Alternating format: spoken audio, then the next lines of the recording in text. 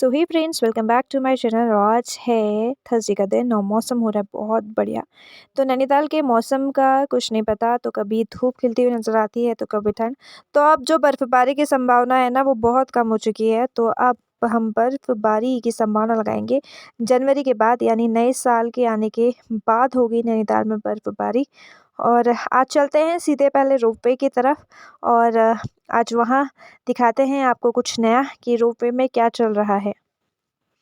तो ये है नैनीताल का रोपवे, जहाँ से हम जाते हैं स्नो व्यू की तरफ को। तो यहाँ पे जो एडल्ट प्राइस है ना, वो 300 रुपये for a two way journey, and for children it is 200 for a two way journey. और इसकी जो टाइमिंग होती है ना, वो होती है 10 से 4 रोपवे की टाइमिंग, अगर आप रोपवे का सफ़र करना चाहते हो तो। और अगर आपको स्नो व्यू जाना है तो आप बाय कार भी स्नो व्यू जा सकते हैं। अगर जो गाड़ी चला सकता है नैनीताल की इतनी चढ़ाई वाली जगहों पे, तो वो कार से भी स्नो व्यू जा सकता है। और अगर लेना है रोपवे का आनंद, तो वो रोपवे का आनंद इसमें से ले सकता है। और रोपवे कवर हो जाता है 3 मिनट या 5 मिनट में। आपको रोपवे से स्नो व्यू जो ट्रॉली है वो आपको छोड़ देती है। डीएसए ग्राउंड से ना पूरा दिखता है आपको रोपवे, जो ट्रॉली चलती है।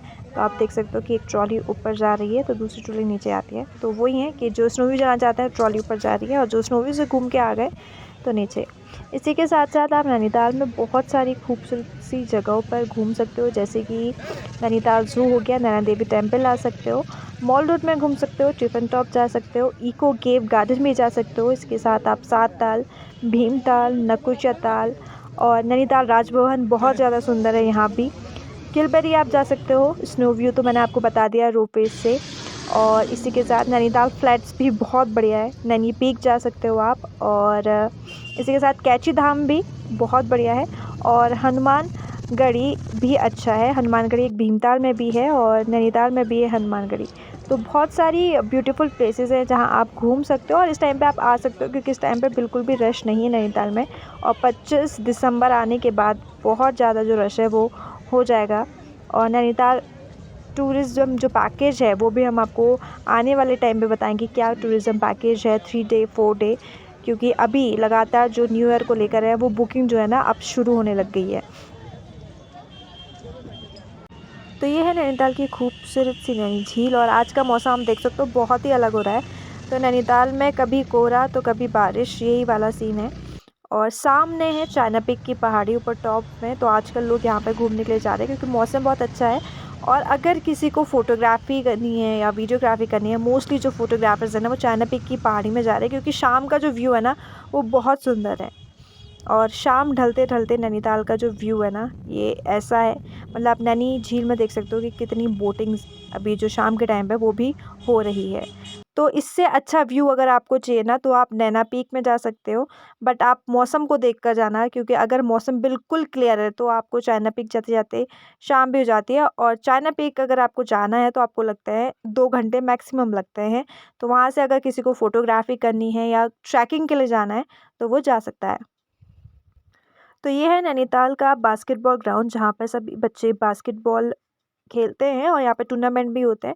सामने नगर पालिका हमेशा दिखाई है, और सामने है मस्जिद, और जहाँ पे अमर उजाला लिखा है वो अनीता रेस्टोरेंट, बहुत फेमस रेस्टोरेंट है।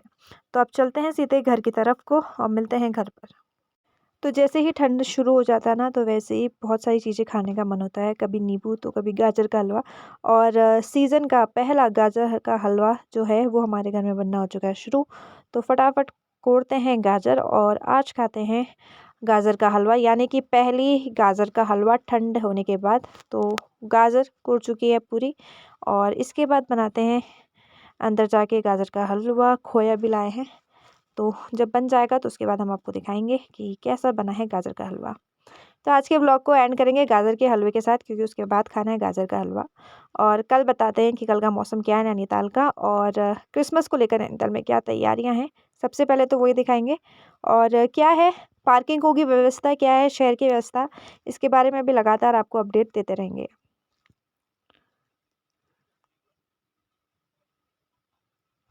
तो गाजर का हलवा हो चुका है रेडी, इसमें डाल दिया है खोया, और इसी के साथ साथ काजू बादाम किशमिश जो सारी चीज़ें वो सब कुछ डाल दी है। तो इसको घुमाना भी पड़ता है, और ये है काजू बादाम हमारे जो हम डालेंगे खोया मिक्स होने के बाद।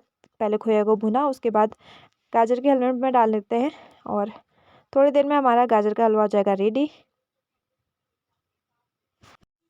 तो डेग भरकर हो गया है गाजर का हलवा रेडी। तो अब खाते हैं गाजर का हलवा और आज के ब्लॉग को करते हैं यहीं पर एंड स्वीट डिश के साथ, और पहला गाजर का हलवा वो भी सीज़न का।